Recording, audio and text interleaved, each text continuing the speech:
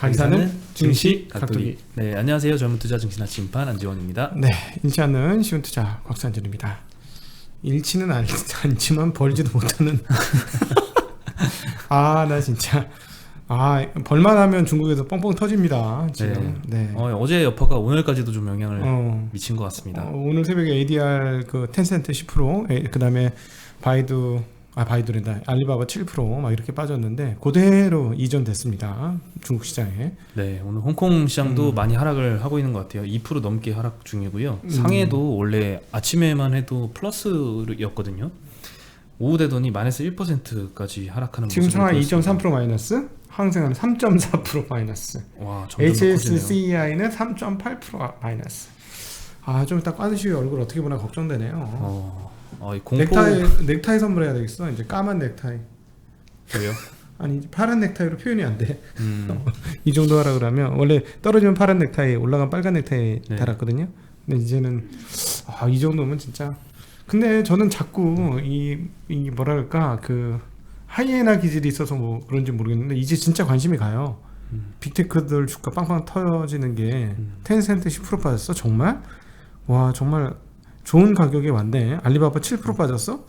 그래서 한 5년 전 가격으로 떨어진 거잖아요. 굉장히 최악의 심리 상태인 것 같아요 지금. 기분 좋아. 5년 전까지는 아니고요. 한 3년 전쯤 되지 않나 싶어요. 그러니까 이제 좋은 거야. 나는 없으니까. 살까? 이런 생각? 텐센트 살까? 알리바바 살까? 근데 이제 문제는 어디가 저점인지 모르니까 그거는 뭐 알 수 없죠. 나눠서 사는 거죠. 제가 배진환 대표한테 가서 레슨본 가서 배워왔지 않습니까? 그 형 아주 완전 졌는데 3년 동안 샀답니다. 빠질수록 더 샀다는 거죠. 네. 그럼 5년에 나눠서 팔았다. 그 투자를 접목하면은 뭐 알리바바도 그렇죠. 지금부터 3년 동안 사면 되는 거야. 거네요. 빠지는 동안에 계속 오르면 안 돼. 끝. 이런 거. 네. 그런 거. 네. 근데 뭐 기관 투자자 입장에서는 사실 외국인들이 지금 많이 매도를 하고 있잖아요. 네. 중국 업체들은. 사실 이거를 3년 동안 계속 떨어질 때마다 사고 5년 후에 매도하겠다 이런 전략은 사실 기관 투자자들이 할 수가 없죠. 개인들은 할 수 있지만 기관은 못하죠. 그 사이에 없어지잖아요. 자리가. 그 사이에 수고하셨어요. 네, 가세요. 그렇죠. 안녕 이러는 거죠. 고객들이 기다려줄 리가 없죠. 아니 회사 상사들이 안 기다려주죠. 상사들도 안 기다려주고 아무도 기다려주지 않아서 당장은 일단 외국인들 수급만 봤을 때는 좀 매도를 할 수밖에 없는 상황일 것 같아요. 그래서 지금은 좀 심리적으로 정말 최악의 상황인 것 같고. 그러니까 그런 얘기 들을 때마다 진짜 최악이야? 그럼 살까? 이런 생각. 개인 투자들은 사실 뭐 접근을 해볼 수는 있을 것 같습니다. 이런 투자관으로. 네, 오늘 코스피 지수는 0.2% 올랐습니다. 코스닥은 0.1% 떨어졌고요. 네. 아침에 그 화려하던 장세는 다 어디 갔을까? 그러게요. 거의 다 갖고 있었던 거의 모든 게 다 오르던데.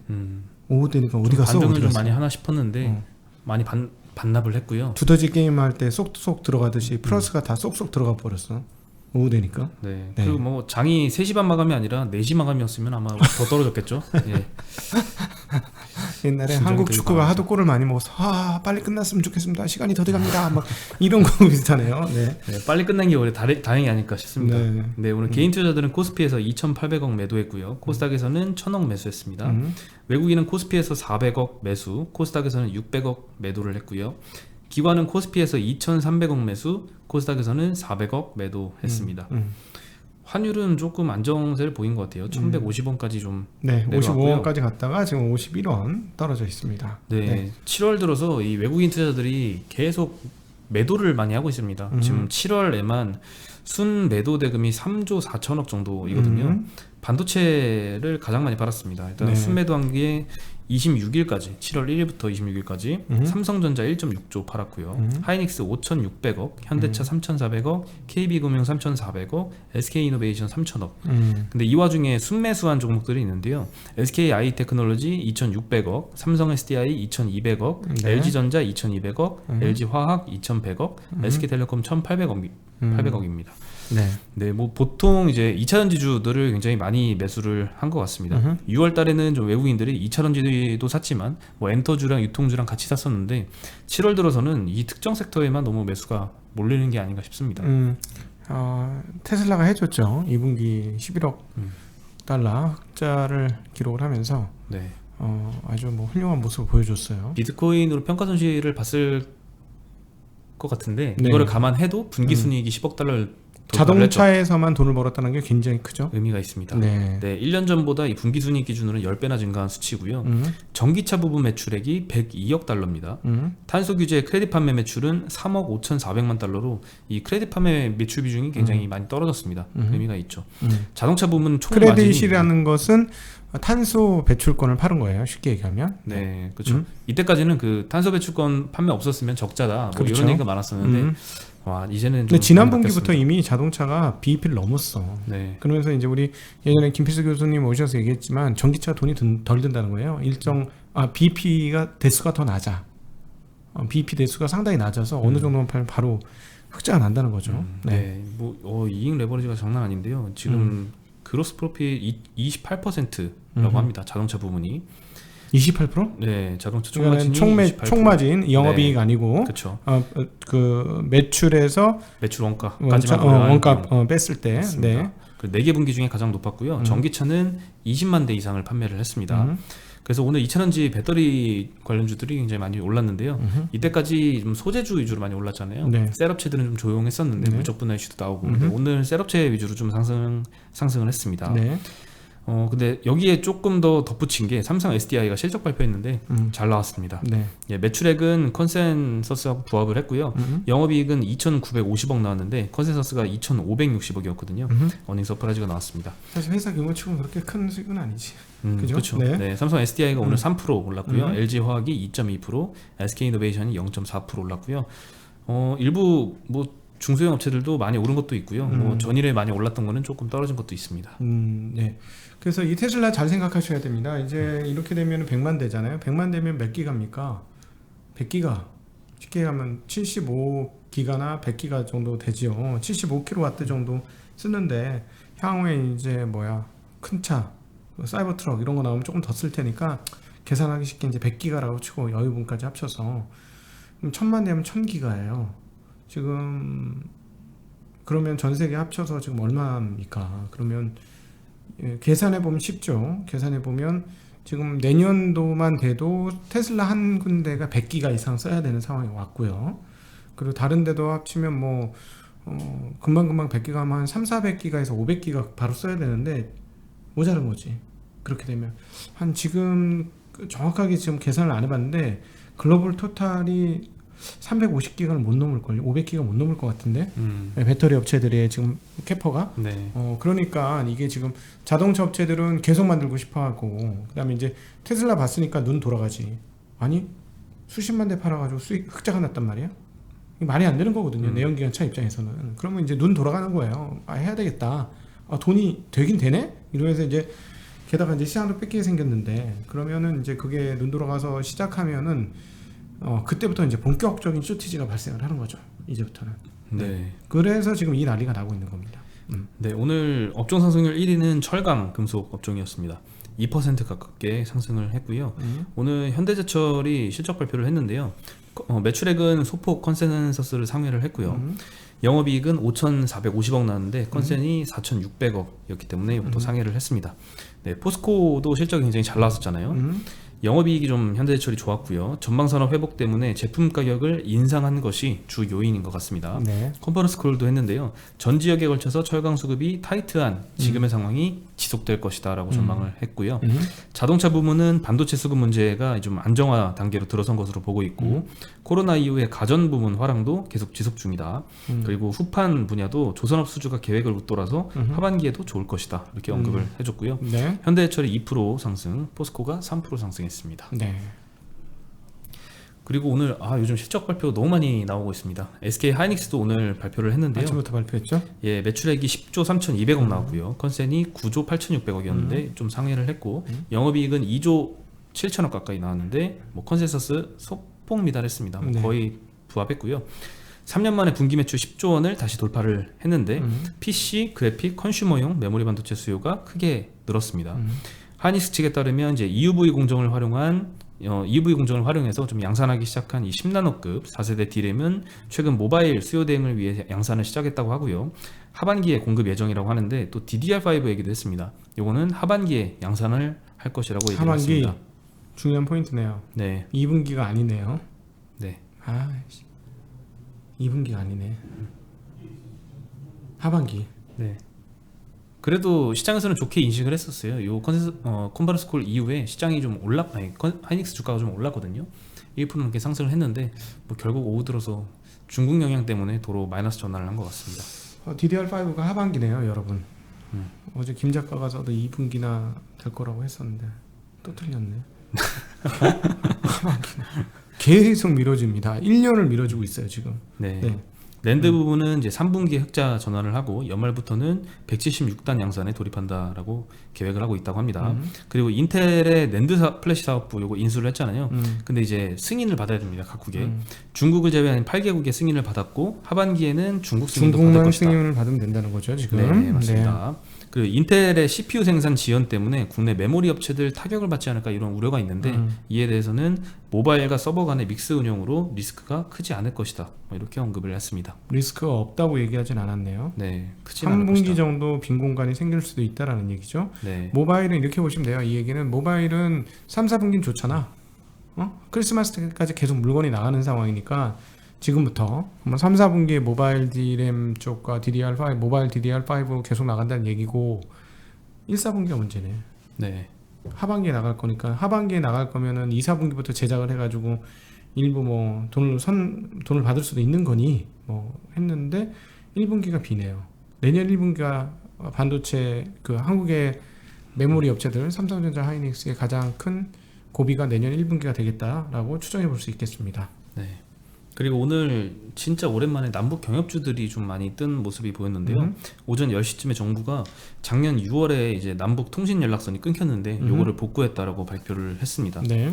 근데 뭐 이제 많이 장중에는 뭐 일신석재 뭐 이런 데는 뭐 상한가를 기록을 했었거든요. 한한티도 장중에 22% 오르고요. 네. 근데 뭐 정상회담까지 연결되지는 않는다라는 보도 때문에 좀 소폭 하락해서 상승폭을 반납해서 마감을 했고요. 일신석재는 23%로 마감을 했고 한한티는 9.5%, 뭐 인디에프 9.7%, 현대엘리베이터 5% 상승을 보였습니다. 실체 없는 실체죠. 네. 이것과 더불어 또 하나 실체 없는 실체가 대선 테마주죠. 분명 옵니다. 근데 그걸 쫓아가기는 어렵다. 실체가 별로 없기 때문에. 네, 오늘도 뭐 윤석열 관련주 이런 것들 뭐 상승하는 모습 보였는데요. 그간에 좀 떨어졌다가 또 다시 상승하고 뭐 이거 계속 반복할 것 같습니다. 내년 대선까지. 최고 좋은 방법은 내가 가지고 있는 놈이 거기에 증발이 되는 게 제일 좋아.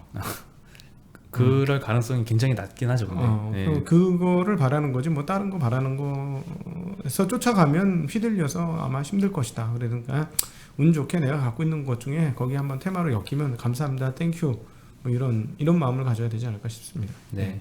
그리고 메타버스 관련주도 오늘 희비가 좀 교차하는 모습이 보였는데요. 넥스트라는 종목이 신규 상장을 했습니다. AR 플랫폼 내에서 이제 글로벌 MS가 한 5% 정도 차지하는 4위에서 5위 정도 하는 업체입니다. 삼성전자, 현대차, 대우조선해양, 공공기관, 뭐 통신 3사의 AR 솔루션을 제공하는 기업이고요. 오늘 상장했는데 첫날 따상 기록을 했습니다. 반면에 이제 알체라는 또 기업이 그 IR에서 발표를 했는데요. 네.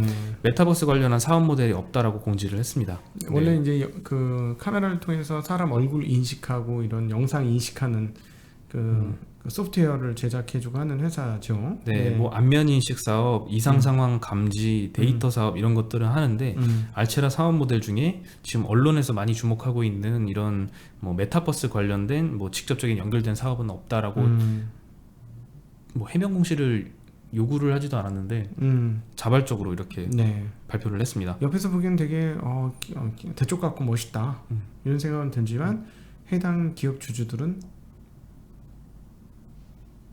IR 담당자가 너무 밉겠죠. 그렇죠. 예, 묻지도 않았는데 이렇게 자백을 한 거니까 예, 미울 수도 있는데 맥스트는 오늘 따상을 기록했는데 알체라는 오늘 마이너스 25% 기록했습니다. 여기가 7월에만 고점까지 한 60%가 올랐던 종목이거든요. 근데 하루 만에 25%면 굉장히 하락폭이 컸고요.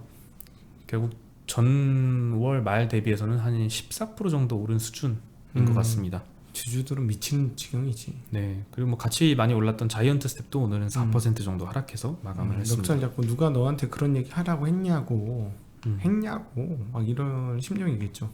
옆에서 보기에는 참 뭔가 자신이 있나 보다 뭐 이런 느낌? 회사가 자기 사업으로만도 잘 될 수 있다라는 자신감을 표현한 것 같이 보이기도 했습니다만 매출과 이익 규모를 보니까 저런 것도 있었을 거예요. 너무 많이 올랐다 주가 거덜나면 자기네 회사를 그 회사에 이제 불게 될 온갖 그 불평불만 어떻게 감당할까 하는 그런 불안함도 있지 않았을까 하는 생각도 들어요. 네. 참 의도가 궁금하긴 한 것 같아요. 알 수는 없지만 왜 갑자기 이렇게 해명무시를 했을까에 대해서 좀 궁금하긴 합니다. 의도가. 네. 네, 뭐 너무 많이 오르면 또 그때 가서 얘기하면 오히려 피해가 더 커질 수 있으니까 미리 얘기한 차원인지 아니면 네. 뭐 다른 이유가 있는지 궁금하네요. 네, 그리고 셀트리온에서 기다리던 공시 중에 아직 완전하진 않지만 일단 예고편은 나온 것 같습니다. 예, 셀트리온 홀딩스와 셀트리온 헬스케어 홀딩스, 셀트리온 스킨큐어가 합병을 하기로 결정을 했습니다. 네. 지주사들 간의 합병이고요. 합병 비율은 1대 0.5대 0.025입니다. 11월 1일에 합병할 예정이고요. 자회사 합병이 사실 중요합니다. 이 셀트리온, 셀트리온 헬스케어, 셀트리온 제약 간의 합병도 이제 할 예정인데 아직까지는 아직 미정이고요. 경영 투명성 확보를 위해선 이들 자회사들 합병이 중요할 것 같고요. 주주총회 특별 결의로 결정이 아마 될 텐데 발행 주식수의 3분의 1 이상 출석, 그리고 출석 주주의 3분의 2 이상의 찬성이 돼야지 성사가 된다고 하고요. KTB증권의 이지수 연구원에 따르면 안건 부결이나 반대 주주들의 매수 청구권 행사로 인해서 실질적인 합병이 어려울 가능성도 존재는 한다. 이렇게 언급을 해줬습니다. 네. 근데 뭐 돼야 될 텐데요, 합병이. 되는 게 좋은 건지 잘 모르겠습니다. 저는. 근데 맞는 길인 것 같아요. 합병을 하는 게. 지금 여러 논란이 많아서 이 셀트리온을 보는 시각이 온전히 셀트리온의 사업이나 기업 가치만 보는 측면 이외에 다른 우려들을 하는 시각들이 많잖아요. 그래서 이런 것들을 다 해소하고 정말 기업 가치로 주가 상승을 연결을 시키려면 아무래도 합병을 하는 쪽이 맞지 않을까 싶습니다. 나이를 먹고 나니까 세상에 뭐가 옳은지 잘 모르겠는 게 점점 많아져요. 그 알체라 같은 경우도 아까 보면 옆에서 보기에는 되게 대쪽 같고 멋지다. 이지만 주가는 29.5%나 빠졌잖아요. 그럼 이걸 좋다 해야 돼, 말아야 해. 혼동도 생기지 않습니까? 네. 이 회사도 마찬가지일 것 같아요. 그러니까 알체라처럼 합병을 했는데 만약에 안 좋아져. 그럼 이게 합병을 잘한 거야, 못한 거야? 하는 고민. 예를 들어서 회계상의 어떤 일관성을 만들기 위해서는 합병하는 게 더 맞아.